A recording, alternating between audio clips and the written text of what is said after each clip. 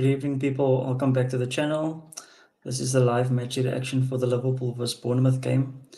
So the Reds finally bouncing back from the defeat last week to Nottingham Forest with a resounding 3-0 victory over Bournemouth.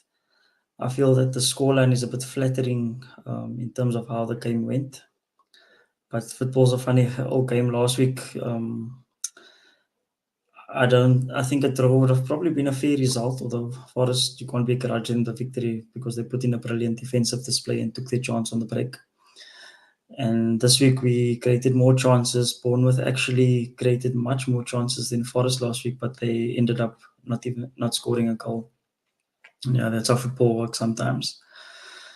So going into the starting lineup for this week, the one forced change that Arne Slot had was to change the goalkeeping position because Alisson once again picked up an injury with one of his muscles in his legs.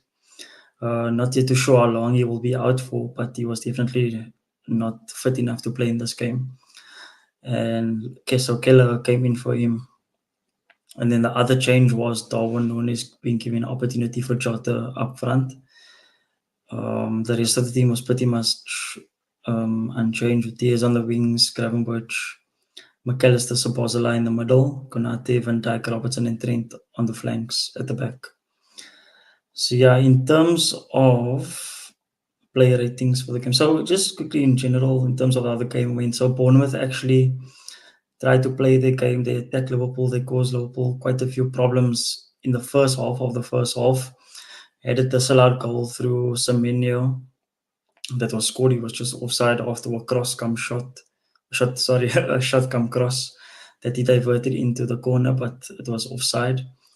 After that, I think Evan Nielsen had an attempt that Keller saved.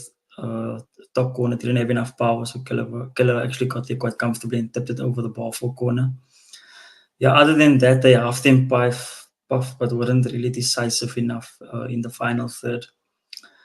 Liverpool, on the other hand, started a bit slow again, and once they found their rhythm, they actually started to interchange quite a bit in the middle, and Bournemouth actually found it quite difficult to pick up the positions, especially of Szoboszlai and McAllister.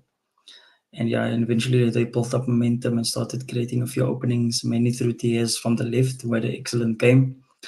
And Salah came in, took a few shots, tried a few through balls. Darwin Núñez was moving across the line, actually timing his runs quite well, coming deep to defend as well when we lost the ball, won position back a few times. So yeah, and eventually we got the breakthrough through a combination of a bad goalkeeping error through Kepa coming out when he really didn't need to, and a bit of brilliant piece of control from Luis Diaz to take that first time and kill the ball on his thigh and take it around the goalkeeper and slot it into the corner. And then the second goal shortly after that, good interplay between Salah and Trent, good understanding from Trent to make the underlapping run when Salah came out wide, and he carried the ball and played in Diaz on the wing. Good dummy from Szoboszlai as well, jumping out of the way, and Diaz finished through Kepa's legs. And then the third goal, again, coming down the right-hand side, a good 1-2 from Darwin Núñez, a brilliant header to actually divert it in Salah's path, and then as he landed, he knew that he had to go on the run, and Salah played the ball first time to him, cut inside. Everyone thought he might look to pass the ball to the center. There was a man making a move to the far post. I can't remember who exactly it was. But he decided to shoot. And what I like about his decision to shoot was that early in the game, he had a shot with his left foot that just rolled to Kepa, lacking power. And this time, he cut again on his left foot, and he didn't let the first attempt put him off. He just went for it again, and this time he got it spot on with a perfect shot against the post, and not much the keeper could do about that. And yeah, it was a brilliant goal from Darwin. He really needed that goal to kickstart his season. Jota hasn't been playing well the last few games, so Núñez finally got his opportunity. It was very important for him to take it with two hands, and he did exactly that. Um, what else? Yeah, so the second half was just a case of seeing out the result. Bournemouth still played their football, forced Kelly into a few saves. One effort came off the post where Keller got back to claw the ball off the line after it came off Trent's body, I think. Yeah, it was Trent that hit his thigh after it hit the post and Keller clawed it away. After they didn't really have much chances. There was one save on the near post Keller had to make from Sinisteria. And on the other side, Liverpool also they actually wasted a lot of counter-attacking opportunities. The final ball was overhit or underhit. Decision making from Salah wasn't good. He cut in and tried to improve his stats instead of playing the ball across or laying it back for an oncoming player to finish. But yeah, it was already 3-0.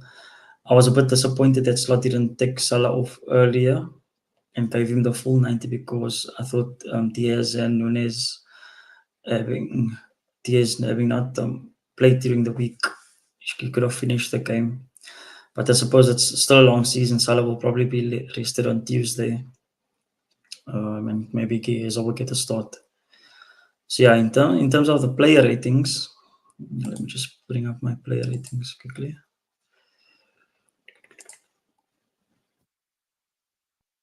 Yeah, so I thought Keller was excellent in the polls. He had one moment in the first half where he took too long to make up his mind what he wanted to do with the ball, but no opportunity came from it, so that was fine. But the rest of the game, he was pretty good with his feet, good with his distribution, excellent with his saves. It really shows what a useful thing it is to have a backup keeper that's at such a high level. And I'll actually be surprised if he's there next season because he actually deserves to be a starting keeper in the Premier League. But yeah, I thought he was excellent. Trent and Robertson, I gave both as a 7 out of 10. They were both solid. Trent a bit more advanced than Robertson was in terms of getting up and down. And it was also influential. Trent was also influential in the goal for Diaz's second goal.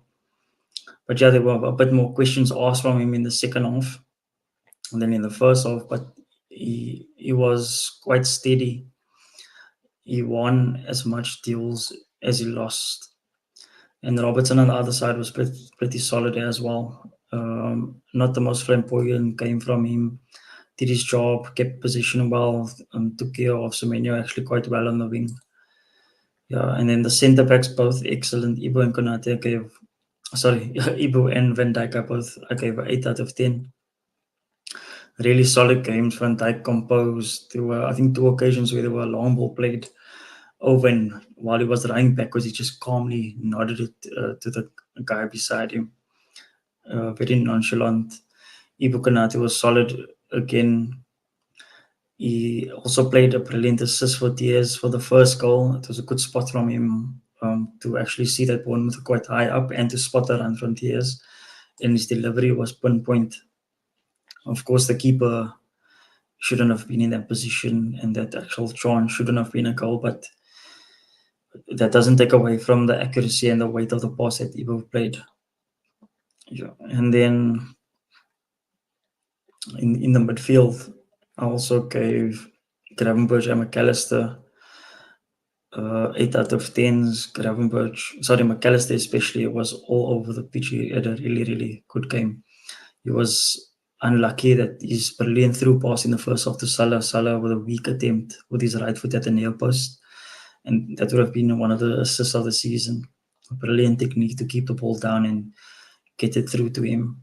Yeah, Gravenberch just continues to impress every single week. I said before the first game that he has a bit of a clumsy nature to him in terms of his body balance and his long legs. But since then, he's actually done really, really well. He's getting the ball, he's turning the right way, he's shielding the ball, he knows when to pass, his weight of pass is good. He gave the ball away, but in the second half, silly, unnecessary at times. But yeah, that didn't detract from his overall. And his actual interceptions and tackling has really improved every single week. His reading of the play is something that you would see probably from a 28-year-old. and long may it continue, because without a natural DM, we're going to need him to stay fit. We're going to need him to cover that position until help is brought in. It was a bit of a concern for me that Endo wasn't in the squad. I would have liked to have seen in a 3-0 game him get some minutes. Perhaps he'll play on Tuesday against West Ham in the League Cup. But yeah, he wasn't even in the squad, so I think it's clear that Slot doesn't see him as part of his plans, unless there was a knock or a niggle that we aren't aware of. But yeah, he hasn't played that many minutes so far this season. And even when comfortable, when we were leading, he hasn't really given him that much game time. Even in Milan, when we were 3-1 up, he came on right at the end as well. So yeah, that was the midfield duo. And then ahead of them, Szoboszlai had a bit of an off and on game, but he was still solid. His off the ball work was very good once again. A good dummy from him, good awareness from him for the tier second chance. Otherwise, he could have easily taken that and get shut down by this one of the defenders. I think it was the right back that was covering at the time.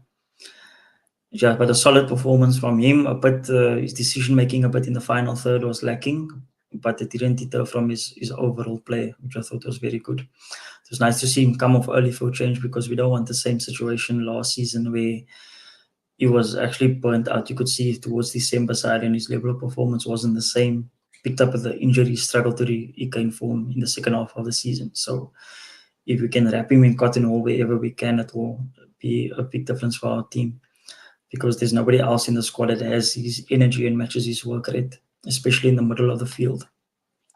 Yeah, and then on the right hand side, Salah gave a 7. Yeah, another actually a much better day for Salah. He didn't get that final touch that he was looking for. I find it quite strange that for someone that's always posting pictures in the gym of his abs and his muscles and all those things, he really sometimes produces really weak shots at the end of some of our moves. I don't know why that is. I don't know if he's rushing it too much or overthinking it at the moment. It would be nice to see him go onto his right foot and have a go like he did against Milan when he hit the post. I thought he could have done that with the through ball that McAllister gave him. But yeah, it was still quite a decent display. A few moments of selfishness in the second half where he chose to shoot instead of passing. Yeah, hopefully, but it was 3-0 at the time. So hopefully there was actually a moment where he did also try to play Nunes when he should have actually shot. But yeah, it was one of those games where the decision making wasn't on point, especially in the second half from Salah. First half was very good though. His link-up play, his first time ball to Nunes as well, and was brilliant before Nunes actually scored. And then Luis Diaz for me was Liverpool's man of the match. A solid performance from him, a threat throughout the game, and finally he's actually adding some GA to his performances. Unlike last season where he would often puff, dribble, run down the line, and then nothing would come of it. Wrong decision in the end.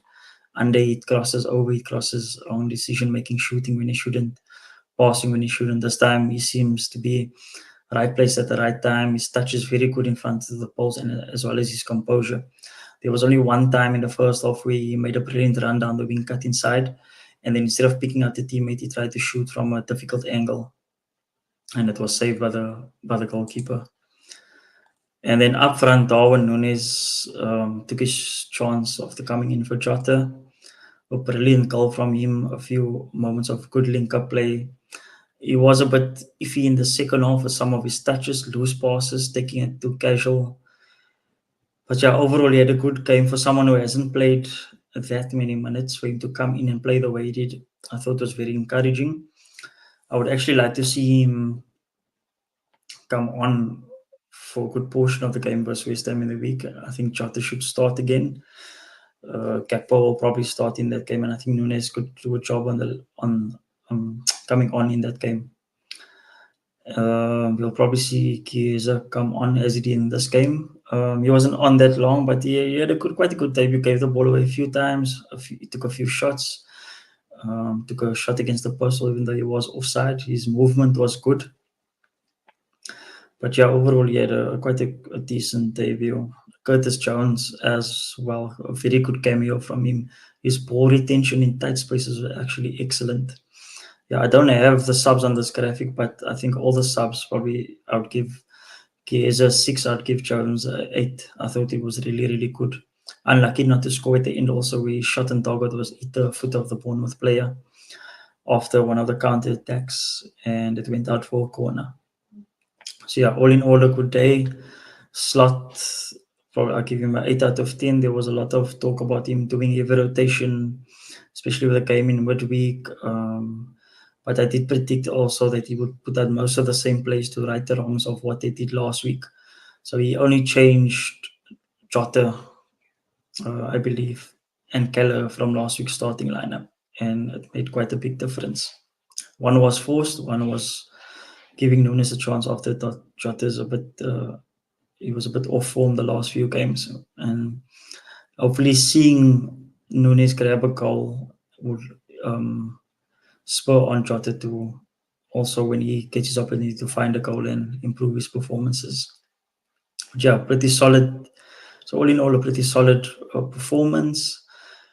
The next game is West Ham at home in the League Cup, and the next Premier League game will be away to Wolves. Wolves near the bottom of the table, but always a good footballing team.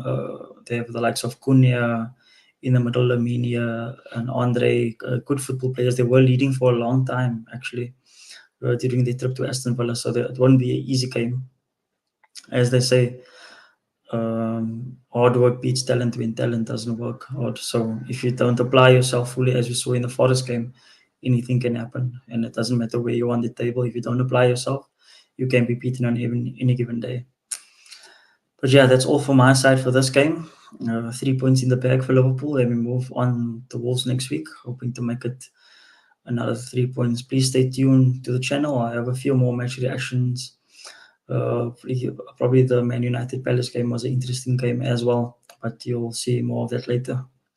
So yeah, thank you for joining me, and I hope you enjoy the rest of your day. Thank you, and enjoy the Man City vs Arsenal game. It's quite a big one. Yeah, I'm personally hoping for a draw in that game from a selfish point of view, but I hope to just see a good game of football. So thank you very much. Enjoy the rest of your day.